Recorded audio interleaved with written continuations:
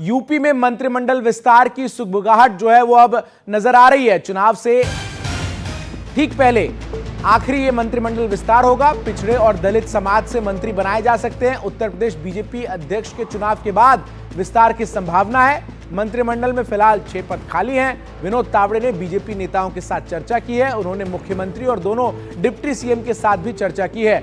योगी मंत्रिमंडल का ये दूसरा विस्तार होगा। पंकज हमारे सहयोगी लगातार हमारे साथ बने हुए हैं। पंकज, क्या कुछ सुगबुगाहट है? किसको इस मंत्रिमंडल में अब शामिल किया जा सकता है?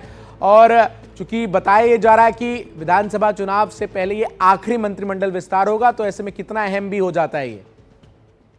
देखिए, एनडीटीवी को एक्सक्लूसिवली ये जानकारी मिली है। आपको बताऊं कि बीजेपी के जो राष्ट्रीय महासचिव है विनोद तावड़े, वो आए थे महाकुंभ में स्नान करने के लिए। कल स्नान किया, उसके बाद लखनऊ आए। उन्होंने बीजेपी के 8 नेताओं से अलग अलग मुलाकातें की है।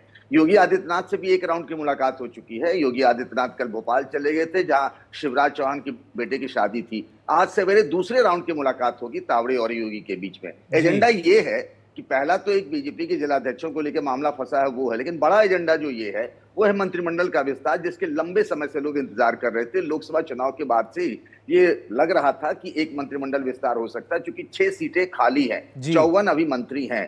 तो इसीलिए उसमें दलित और आपको बताऊं कि ओबीसी कैटेगरी के कुछ चेहरों को शामिल किया जाएगा। ये भी चर्चा है कि कुछ लोगों को ड्रॉप भी किया जा सकता है। तो एक रायशुमारी के लिए विनोद तावड़े आए हैं, और यहां से जो जानकारी मिली है, क्या क्या नाम उनको सुझाए गए हैं, वो केंद्रीय आला कमान को बताएंगे। और उसके बाद मुझे लगता है कि इस महीने का आखिर या हो सकता है मार्च महीने के पहले हफ्ते तक इस पर फैसला हो सकता है कि किनको किनको मंत्रिमंडल में जगह मिलेगी। बहुत बहुत शुक्रिया पंकज आपका, हमारे से जुड़ने के लिए, तमाम जानकारी दर्शकों तक साझा करने के लिए।